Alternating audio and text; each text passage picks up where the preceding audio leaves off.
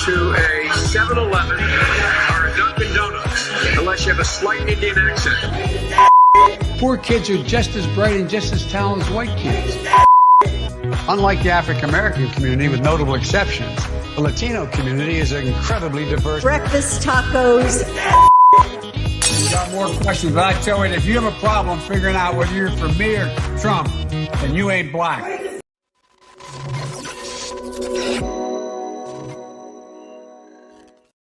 Today is Wednesday, September 21st, 2022, and a maniac was arrested at my event last night for attacking a projector that was playing memes. That's right.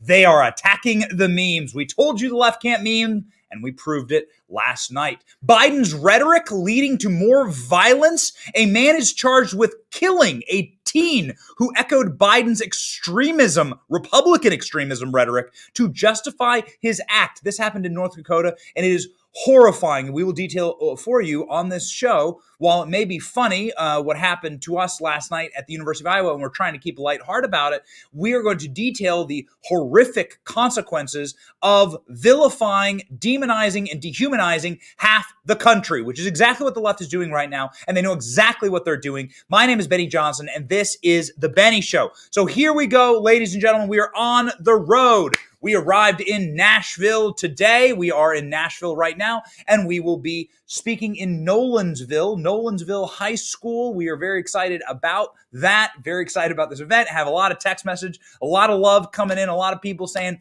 they're going to see us tonight, and so we are excited to see you. If you're in the Nashville area, stop on through. Your boy Benny would love to see you, and we would love to share some memes with you because that's what I'm doing right now. I'm doing the Meme Wars tour with Turning Point USA. In that tour, I go and I speak to audiences.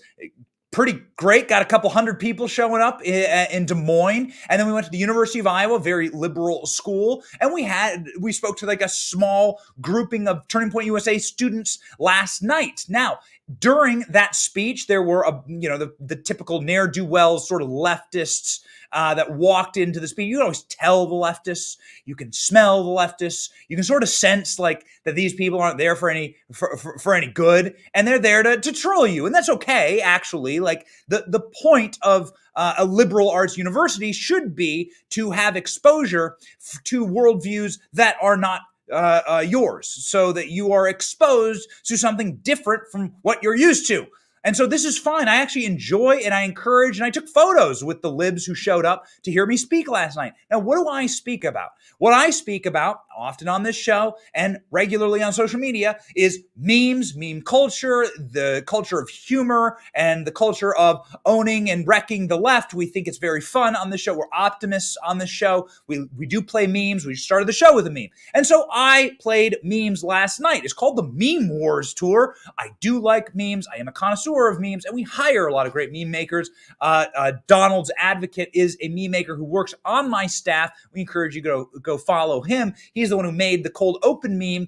Anyway, we like to fancy ourselves maybe the foremost employer of meme makers in the conservative movement and creatives, and we thank you for that because you allow us to hire the 15 people who are on our staff that make all of our shows and content possible. Thank you for allowing us to hire these young conservatives. So very important. But I digress. We were playing the memes last night. We were playing particularly a very special meme about Kamala Harris. Kamala Harris walking out to her bus, and her bus is a Texas. Guys, do we have that? Let me know in the chat. Do we actually have that meme to play, like the original meme itself? Let me know. If not, I'll wait for you to load it. But the meme that we played is a hilarious meme. This is from Kamala Harris on the campaign trail saying, "Look at my bus." And this has been memed a million times over. It was when Kamala Harris was running for president, and she had her bus wrapped in her face, essentially. So, guys, do we have the meme? Waiting on an answer. Okay. So that's a no. All right. So anyway, I'll play you the meme. It's funny and it's totally harmless. And it's essentially just Kamala Harris walking out and looking at a bus full of Texas migrants that were dropped off in her hometown this past week. So Texas dropped hundreds of migrants off in Kamala Harris's property. We covered that. And the hundreds of migrants just sort of stood there while Kamala Harris's giant wall kept them out of Kamala's house. Kamala didn't welcome these people. She didn't ask them to come inside. They just sort of stood around on her lawn while men with guns glared at them, and giant 20-foot walls were preventing them from walking into Kamala Harris's property. So, ladies and gentlemen, this is the meme that we played last night, and the libs were watching me play this meme while giving context, okay? I was talking through what was happening. I played the original clips of Fox News being there on Kamala Harris's lawn, talking to the criminal migrants that were being dropped off. This is a newsworthy meme. The best memes are, of course, about the news. And so we played this meme last night, and I guess I'll give you a preview. This was the offending meme, just so that you have context here. Look at my face! Oh my God, I love it! El grito ranchero es lo más mexicano, más que los guardias. Okay, so that was it. Some mariachi music. It's a couple meme makers that we know and love on Twitter made that, and we tweeted it, and it's been seen by millions of people on Twitter, right? So this is like a very popular meme. Now, it has mariachi music in it, very tasteful, harmless meme. What happened when we played that meme in context, talking about the news and about the hypocrisy and the hierarchy of the leftists who are running this country, specifically the border czar, Kamala Harris, which makes this extra funny that is Kamala Harris, the border czar. This is what happened. I heard from the back of the room, one of the libs who were sitting back there, and they were like kind of shouting and laughing during the whole presentation. I didn't care, right? But I heard one of them start to scream. He started to scream his bloody head off, and then the unthinkable happened. The left proved they officially cannot meme. Here's the clip. Oh my God, I love it! El grito ranchero es lo más mexicano, más que los guardias.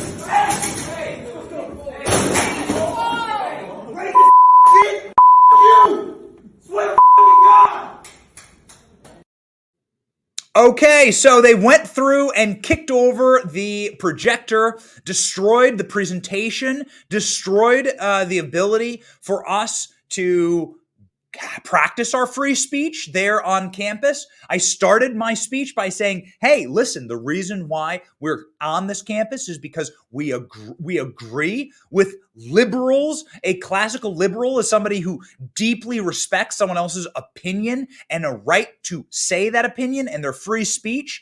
All we ask is that you peacefully allow everyone to listen to what I have to say here. And of course, they couldn't get 5 minutes into the presentation without literally attacking the presentation, attacking the memes. This meme triggered the lib, who was so full of soy so badly. And by the way, it wasn't the content. It wasn't Joe Biden saying you ain't black. It wasn't the fact that Barack Obama didn't open up his 30-acre estate on Martha's Vineyard for the criminal migrants who were brought there, and they deported them, actually calling up the military. That didn't piss off the lib. It was the fact that we were making fun of them. Isn't it incredible? It wasn't the underlying crime and the underlying cruelty of the people who are in charge of this country for wanting us all to live with policies that they don't want to live with, for bringing in so many problems into this country, sex trafficking, human trafficking, fentanyl, and so on. That didn't make the lib angry. And I covered all that. That didn't make the lib angry. What made the lib angry, it wasn't Barack Obama's hypocrisy with his 30,000 acres, whatever he owns in Martha's Vineyard. That didn't make him angry. That's fine. What made him angry was that we were making fun of it. We were laughing about them. We were calling them out. And that is what snaps your brain if you are a Marxist. If you are someone who cannot deal with reality, if you are a leftist, then you live inside of such a hermetically sealed bubble that you can't handle reality. These people are not men. This is not a man doing this. This is a child. This is a sad and pathetic last drop of his testosterone evaporating in thin air. as he goes and has to smash a projector. Yo, if that's the worst thing that happened to you today, why don't you try being a conservative? It's a final thing I'll say on this, because this is not the most important story we have to cover today. Why don't you try being a conservative for a single hour?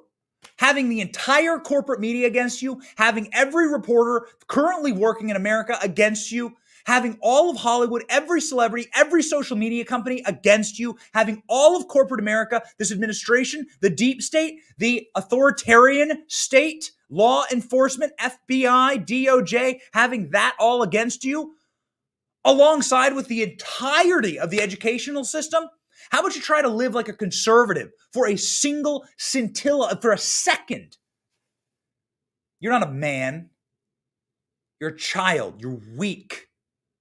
You're pathetic. And you're not a liberal either, even though you may self-style yourself that way. You're a Marxist who has to destroy the things they disagree with. Just like you destroyed 60 million people's lives in communist China, 20 million people's lives in Soviet Russia, and then millions and millions of other people's lives around the world. Commies. You people have to destroy everything you disagree with. It's a sick worldview. These people are repulsive. They should be ashamed of themselves. And they should also be ashamed logging online here today and finding out that, he had become a meme. Problem is, he can't get online right now because he was arrested. We have the arrest footage. Go.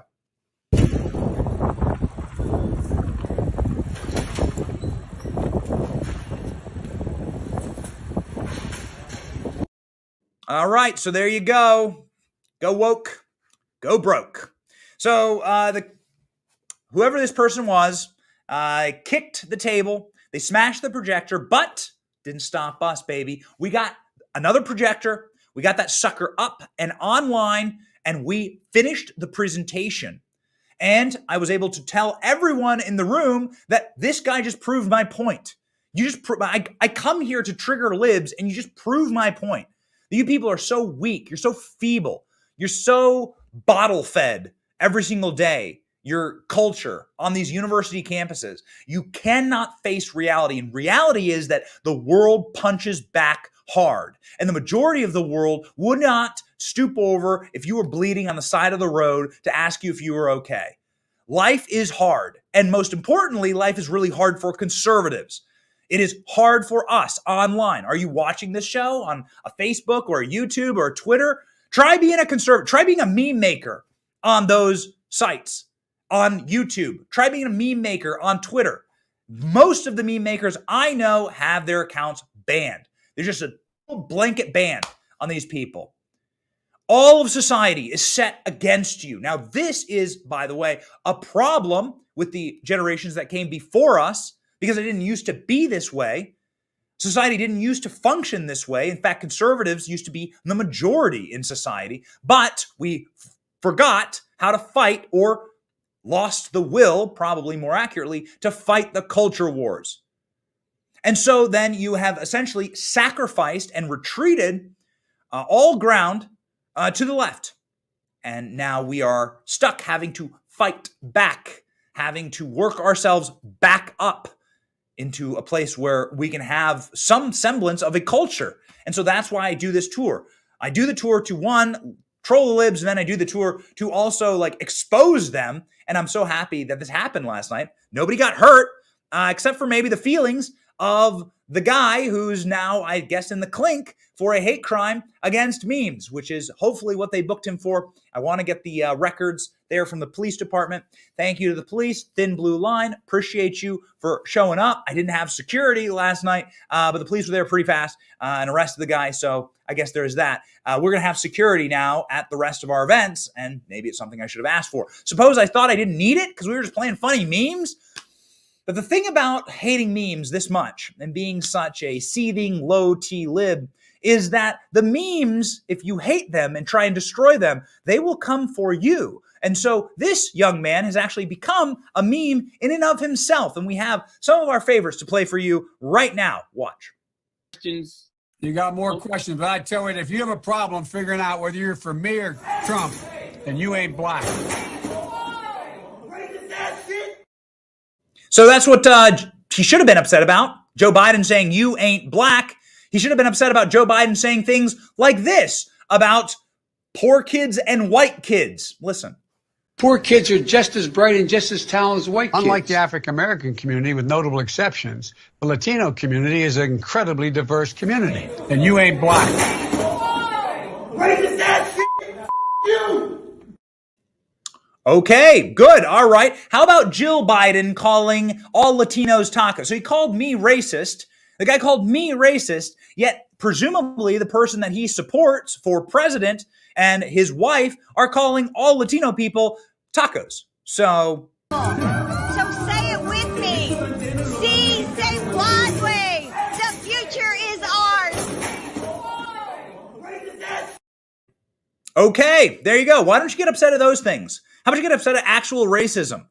There's some great examples for you of actual racism to get upset at, but you're too brainwashed and you're too bottle fed the culture by people who want to control you. So sadly, the answer is no. You just think in a binary code and you have no ability to understand the greater problem in this world. The greater problem in this world is that the elites and the people who are trying to control us as Americans want us divided. They don't want us to be friends. They don't want me to be able to go to a campus and peacefully give a meme conversation, a meme speech. They want things like this to happen to try and tamp down and disincentivize someone like me from going to campus, or someone like me for having to get like security going on campuses, right? We're going to have security at the event tonight because now we just have to have security, right? Because that kid could have kicked anyone or gone after anyone, or Lord knows what else worse. And we will cover, there was an actual murder in this country, a Democrat murdering a Republican because of their political beliefs. We'll cover that story in just a moment. This young man did become a meme. He became a Mortal Kombat meme. Okay. All right. This is a very important one. This one's very special. That's Joe Biden and him fighting, as I think he has very good kicking form. And so I guess if I'm going to compliment this young leftist, it is that his form is spectacular. CNN mostly peaceful. It looks like he was a mostly peaceful projector attack. He kicked the projector. And on the next Mar-a-Lago raid, of course, this young man will be called in to kick in that door. The man became his own meme. And so we have a major situation here where if you hate the memes, then you will become the memes. And so we continue our Meme Wars tour tonight. We continue it with Turning Point USA. We are very, very excited to keep doing this. This kind of violence is only going to encourage us to keep going out and to keep reaching people with memes and humor and laughter. We continued the speech last night, even after this guy destroyed our projector. So actually, it was the projector of the University of Iowa. So I guess it's just wanton violence and vandalism. And of course, we've seen plenty of that over the last couple of years from this movement. And so we do have to ask, and beg the question here, which side is extreme?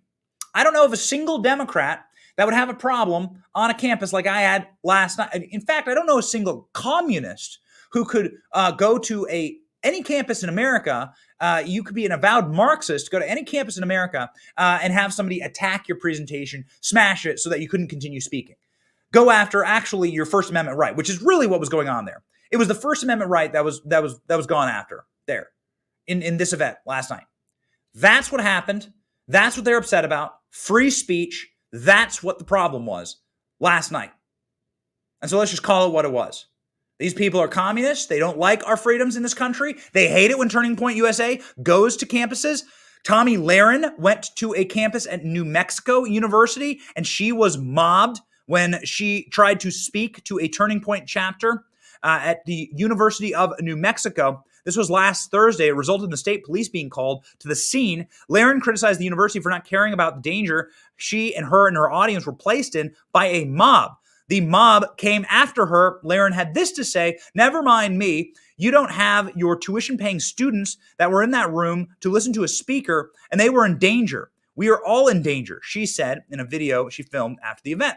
The woke mob of protesters can be heard chanting, "Shut it down," and F Turning Point USA in the clip. Check it out. A harrowing situation last night at the University of New Mexico where a violent mob tried to shut down our frequent guest and friend on the couch, Tomi Lahren. Watch as they try to storm the doors at the auditorium where she was speaking.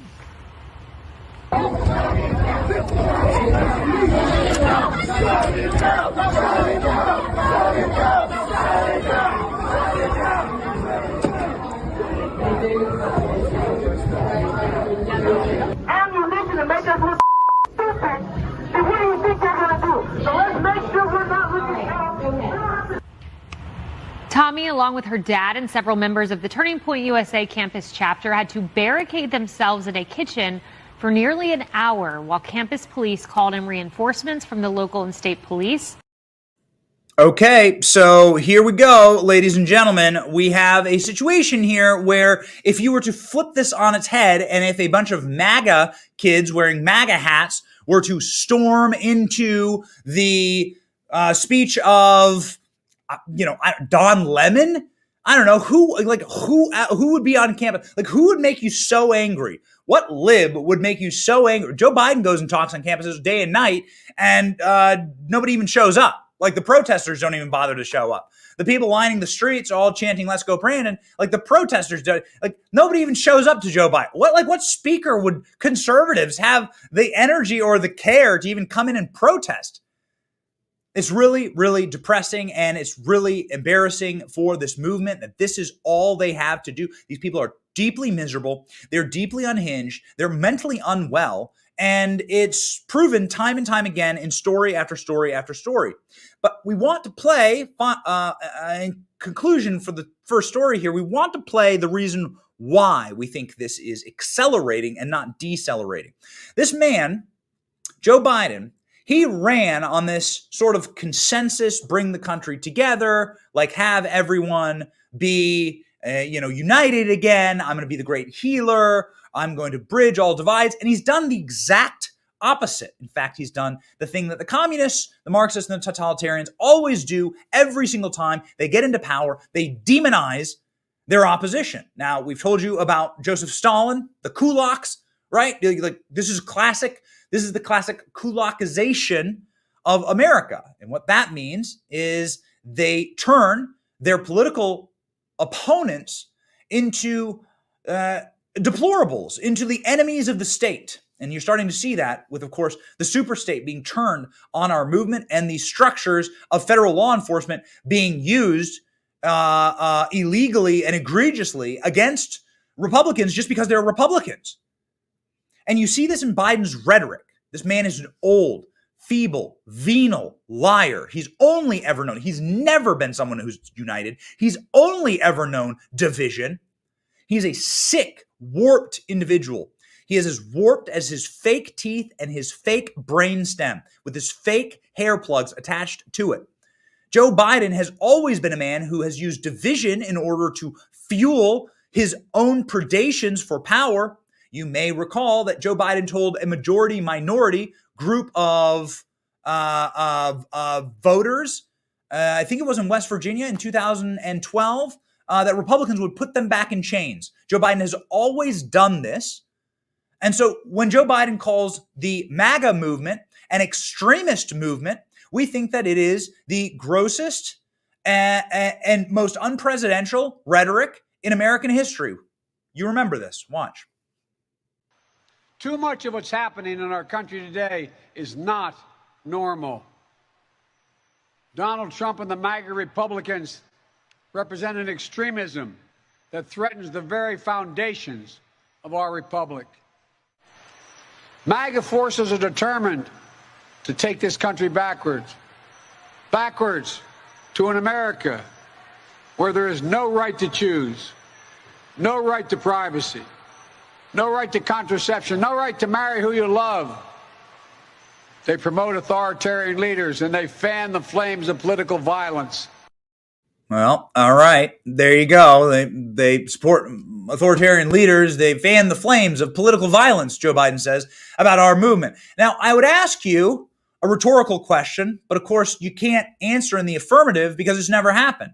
When was the last time that somebody who is a conservative, somebody who's is actually a right-wing or a law-abiding gun owner or an NRA member, went and behaved violently, rioted, murdered, killed, attacked. When? Like we really mean that. We're not talking about the trespassing, okay? We're not talking about granny trespassing with selfies. We're talking about the people who are actually hunted down in the street for their political opinions. Have you ever heard of that? Well, we have a story breaking today of this happening, and it's happening echoing Joe Biden's own rhetoric. Here from the state of North Dakota, of all things, man charged with killing of teen, echoing Biden's Republican extremism rhetoric to justify his act. A man was charged with fatally hitting and running over a North Dakota teen, justified the act by echoing the same extremism rhetoric of President Joe Biden wielded against Republicans during his most recent address. Shannon Brandt, 41, mowed down an 18-year-old early Sunday morning over what he claimed was a political argument over whether the teen was part of the Republican extremism group. The language strongly resembles the description used by Biden in the last few weeks to describe Trump MAGA Republicans. In that speech, Biden claimed that Republicans had blind loyalty to a single leader and willingness to engage in political violence, even though none of that has ever been proven. In fact, the opposite has been proven time and time again. His mother confirmed that she did and told Ellington she was on his way to pick him up. In a second call, Ellington told his mom Brandt was chasing him. So the North Dakota Highway State Patrol, so they were at a party together. They got into a political argument. And then the North Dakota Highway State Patrol has this to say, that Brandt was the one who called 911 to report the crash around 2:30 a.m. on Sunday. Didn't stop Brandt from abandoning the scene before the officers arrived. Brandt, of course, is the presumed leftist Joe Biden supporter who committed murder in cold blood of somebody who he assumed was a Republican. This clip is disgusting. Watch the breaking news on this political murder by the left. Watch. But we're learning of what appears to be a politically motivated murder in North Dakota. And it's not a semi-fascist Republican who may have blood on his hands. This is 41-year-old Shannon Brandt. He's charged with vehicular homicide after he chased down and ran over an 18-year-old with his SUV early Sunday morning. That teenager's name is Kaylor Ellingson, and a GoFundMe page has been started to financially support his family in their time of need. But this was no ordinary hit and run. Brandt admits to killing Ellingson over a political dispute that allegedly occurred during a local street dance. According to court documents, Brandt told a dispatcher that he killed the teenager because he was, quote, part of a Republican extremist group, and he was afraid they were coming to get him. Court documents paint a different story, though. They say Ellingson called his mom twice while Brandt was chasing him down. And by the time his poor mother arrived at the scene to pick him up, it was too late.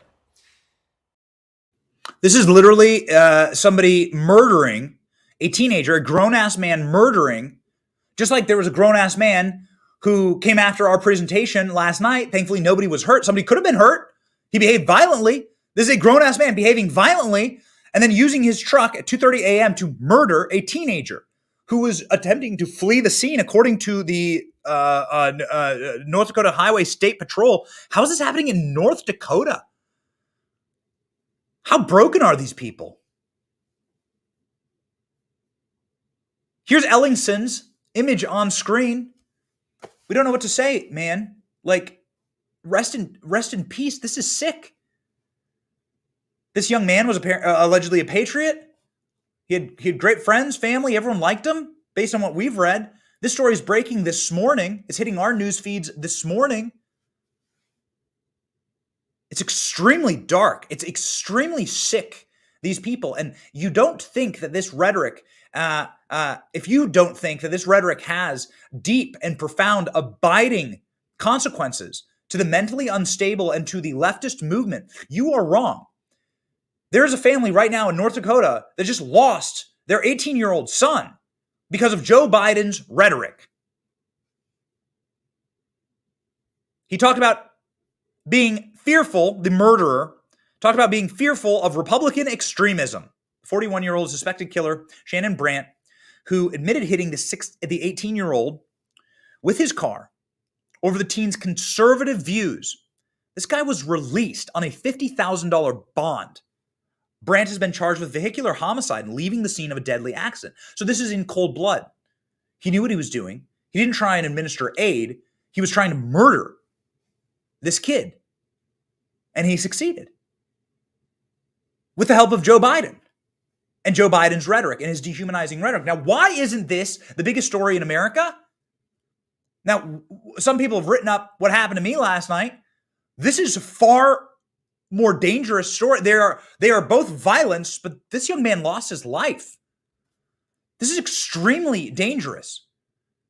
Joe Biden is putting a target on the backs of conservatives with his rhetoric for his venal and pathetic attempts to stay and keep power. That is the only purpose of all of it. Joe Biden has a dark, blackened soul. Man, truly, God help Joe Biden. This young man lost his life because of Joe Biden's rhetoric. And now this man has been released on bail, on a bond. These are evil times.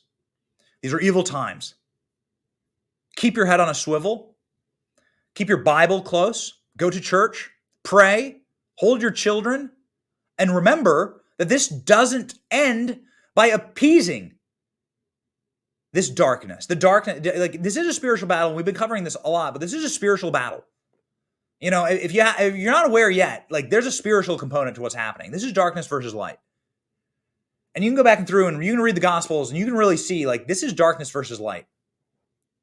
These are the same forces that have been at play forever in human history. These are the forces of evil. Satan is not particularly creative. He always uses the same power structures, the same evil people inside of those structures to try and hurt and harm, destroy and defeat. A movement that wants to live free and a movement that wants to be able to freely worship and want to be able to enjoy the bounty of this incredible earth that has been provided to us by God. God gave us dominion over it. There has always been the same forces at play. And the only way to defeat them is not by appeasing them and by saying, here, have what you want. You have to be meaner than evil, to paraphrase Yellowstone, the show Yellowstone. You have to be meaner than evil. You have to confront these things head on. You have to defeat them. We have to win a war. We have to win a culture war. You know, it's called a culture war for a reason. It's not called the culture retreat or the culture détente. It's called the culture war. So you have to be able to win battles. And right now, we haven't had a lot of battles that we've been winning, but we are winning a few. The shipping of the migrants to Martha's Vineyard, that's a big battle to be won. This has obviously flipped the narrative on the left's head. There's a lot of battles for school boards and what's happening in our public education right now. And of course, there's the Roe v. Wade battle, the cultural battle that was won in the Supreme Court just this summer. And we shouldn't forget that. Maybe for the first time in my lifetime, conservatives are beginning to fight again and beginning to fight the culture war battles that we need in order to keep this country, in order to just save this place at all, in order to make it a place that anyone would want to live in. But a lot of people aren't able to live in this country freely.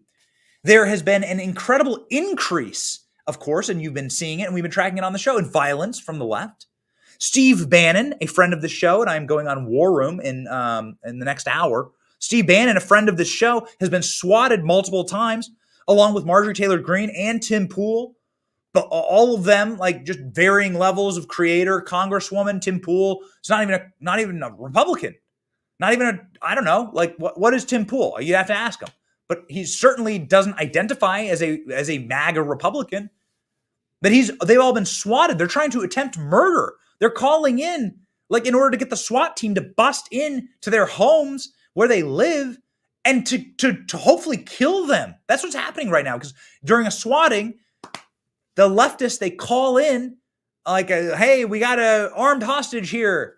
And then the police come tear through the door, and in the melee, maybe somebody gets hurt. Maybe Steve Bannon or MTG or Tim Pool get hurt. This has been going on a lot. It's Tim Pool's been swatted 20 times. Steve Bannon too, and MTG. Steve Bannon went beast mode on his show about it. Watch. You ask MTG. We just got swatted again during this show. I want to ask, as many times as she gets swatted and they try to assassinate her, is she going to back off 1 inch from taking the fight to Joe Biden? So Marjorie, Yes. listen. Steve, we're going to be praying for you. I just heard No, you got swatted again. Pray, pray for our enemies. We don't need prayers. Hell We no, need I'm not our backing enemies off. need prayer. I'm not backing off a single inch. Hang on, say that again. Hey, so the question, Steve, was, are you going to back off because of this? Marjorie, your message to America. Hell no, I'm not backing off, and neither is Steve Bannon. We're going to keep fighting. We don't care how many fake swatting calls we get. You're not going to take us out. You're not going to kill us. We're going to keep coming for you. So Marjorie Taylor Greene is there saying that this is not going to stop her as she barnstorms America, and she's speaking all across the country. She just did a tour with Matt Gaetz. Marjorie Taylor Greene, she's been on this show, and she is a close ally of Trump. Heavily armed police were called to her Georgia home. Far from being a prank, the arrival of heavily armed police primed for a violent confrontation can be used as a form of harassment and sometimes end in fatal shootings. The calls are very specific, and the calls are attempting to trigger police to use deadly force, Steve Bannon said on his radio show On the Road, visiting swing district states ahead of November's midterm elections. Bannon claims come as Biden has taken tougher lines on political opponents, calling them extremists, including, but not limited to, Tim Pool, who's not even a MAGA Republican. Tim Pool getting swatted, it seems like every single night. Tim Pool, who is, I don't know, a centrist, right? A centrist at best. That's what Tim Pool is. I think he describes himself as a liberal or a leftist, but he likes Donald Trump and he likes populist policies. But what do I know, man? I'm just saying that he is someone who doesn't toe the line of the Marxists who are in charge. And so they're trying to kill Tim Pool too.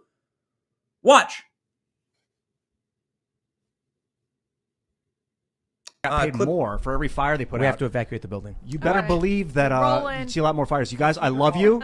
I think we're just going to keep the live stream going, but we have to evacuate the building. All right. We'll be right. You heard from the top. Stream will just stay up as it is. Please stay tuned. And just please keep watching in case something happens. But we have to evacuate. Do you have the while we're on break, go to TommyAltman.com. We're gonna grab something to drink. We're being told we need to evacuate the building. So keep watching, keep the stream up, and can you do the wide shot? Yeah. All right. Maybe you'll get to watch something happen. So that's Tim Pool having to evacuate his own show. We do a show from my house. Tim Pool does a show from his house. Tim Pool lives in West Virginia. And this would be the same thing that we would have to do. We would have to evacuate if armed police showed up at the house in order to clear the house. This is them shutting down Tim Pool's show. It's a lot more dangerous than what happened to me last night, but they were trying to shut down my free speech.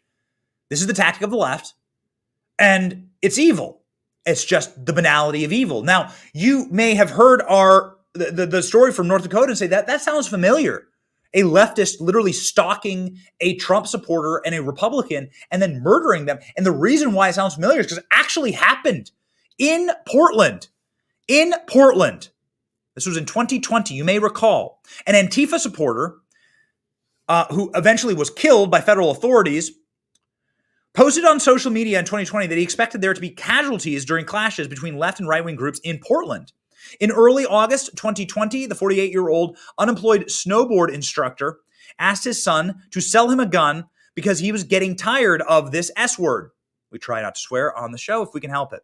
His name's Michael Forrest Reinl, and weeks later, he waited in an alcove of a parking lot in downtown Portland. This is all on film. We can't play you the film. I think it would break a number of rules on the sites on which we stream. But you've seen it probably on Fox News or Newsmax.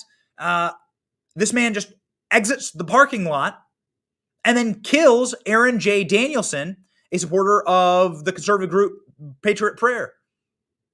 The district attorney for Portland charged Reinl with second-degree murder and Danielson's deaths, according to records. Video recorded by a freelance journalist shows the man believed to be Reinl shooting Danielson after the caravan of Trump supporters drove through downtown Portland. Danielson died of a gunshot wound. Police affidavit raises the possibility that Reinl was tracking Danielson before the shooting. So according to the Portland detectives, short circuits cameras identified Reinl as he was standing there waiting to ambush. This is premeditation. This is a big thing when it comes to charging murder, when it comes to law in this country, premeditation. He was standing and waiting. He was stalking and getting ready to murder in cold blood with the intention of murder, a Trump supporter. How many more times does this have to happen in this country? Now, I know of no one on the right who speaks in a manner. We're very careful on this show, like what we say and how we say it. Like, we talk about metaphors, we talk about defeating at the ballot boxes, and we talk about being peaceful. But Joe Biden doesn't parse those words at all. The left doesn't parse those words at all. It's the dehumanization. This is what happens when you dehumanize and dehumanize and dehumanize and dehumanize. The dehumanization is a tactic from these people. It is an ancient tactic. It is an old tactic. It is an evil tactic. And we have to know what we're facing. You can't win. You can't fight a war unless you know who your enemy is. You cannot. And what we are facing is people who want to dehumanize 50% of the country. And this is the results. This is the end results. What is the worst crime to happen in the history of Congress? What's the worst thing to ever happen to Congress? Well, of course, if you're a normie and if you just sit and consume corporate press all day, maybe you'd say January 6th, maybe. But of course, you'd be wrong. The worst attack on Congress ever, and God help us if there's anything like this in the future, but the worst attack on Congress ever, without question, is the shooting of the Republican. It always goes one way, right? Violent leftists attacking Republicans. The shooting of a Republican baseball practice. This was in 2017. James T. Hodgkinson is the man's name. He was a Bernie Sanders supporter, strongly anti-Trump. He walked up to a baseball field where Republicans were practicing baseball. They do this every single, for charity. The Democrats and the Republicans play a baseball game against each other, right? This man drove from Illinois to the practice fields there in Northern Virginia suburbs, and he said, "Are you guys Republicans?" And then he opened fire, shooting a bunch of them, nearly murdering Steve Scalise. It was only save Steve Scalise's Secret Service, who was there and armed, and they were able to take the man out, thank God. But Steve Scalise was the only guy. He's currently the House Majority Whip. Steve Scalise, the only guy who, and he was the whip at the time, therefore he was granted Secret Service detail. He was the only guy who was armed. Based on CNN's review, I'm reading to you from CNN, based on CNN's review of Hodgkinson's Facebook profiles, public records, and 3 years of impassioned letters to his local newspaper, Hodgkinson was a Democrat, a deep supporter of Bernie Sanders, and vehemently anti-Trump. Trump is a traitor. Trump has destroyed our democracy. It's time to destroy Trump and company, he posted on his personal Facebook page before opening fire on Republicans. Republicans are the Taliban of the USA, he posted. This is James Hodgkinson posting this. Now, James Hodgkinson was killed after his attempted mass murder. He was able to succeed in firing shots and shooting multiple Republicans. James Hodgkinson. Now, of course, we don't have time on the show to go through the thousands of violent acts that have occurred over the last 2 years, even 2 or 4 years. Thousands and thousands and thousands of leftist violent acts. The BLM Antifa riots alone killed dozens of people. David Dorn is somebody who comes to mind. He's a cop in St. Louis who was trying to stop a looting. They murdered him. This is a sick movement. And this movement is a cult. It is a death cult. That is why they have abortion as a holy sacrament inside their death cult. And it's why they often use this type of rhetoric to dehumanize us. Dehumanization is the purpose of the cult. They don't believe in God. They don't believe in humanity. And they do not believe in your human rights to exist. It is a death cult by its very nature. It's what we're up against. And so we can make fun of the guy who kicked over the projector last night, and we try and keep a, stiff upper lip and not have a chip on our shoulder. But this is essentially the strain of the same disease, different strains of the same disease, dehumanization. It's what they want. They are secularists. They are humanists. They are globalists. They don't believe in your rights. They don't believe in your right to exist. It's a sick, sick disease, a mental illness. And it's time, ladies and gentlemen, that we are awake to what we're fighting. But we will win. We know that we have the victory. We comfort ourselves with the scriptures and with this community. And we encourage you, if you're in the Tennessee area, to come out and see me. I'll be in Nashville and in Knoxville tomorrow, giving speeches on college campuses. We love all of you. We care about you. And that's because we have the same priorities you do. God, family, country. We were born free men and women. We're going to stay that way. We're going to stay that way the way our ancestors did. We're going to have to fight for it. We want to defeat these people at the ballot box. We want to make sure that they have no political power to affect our lives. They are a death cult, and we are a movement of life. And so we hope and wish you a wonderful life, liberty, and the pursuit of happiness, which is your birthright in this country. We hope that you say a prayer for the family of the young teen murdered in North Dakota, and keep your head on a swivel and know what we're up against. That's the first step in taking back this country. God bless all of you. Stay free. Let's go save America. My name is Benny Johnson. This is The Benny Show.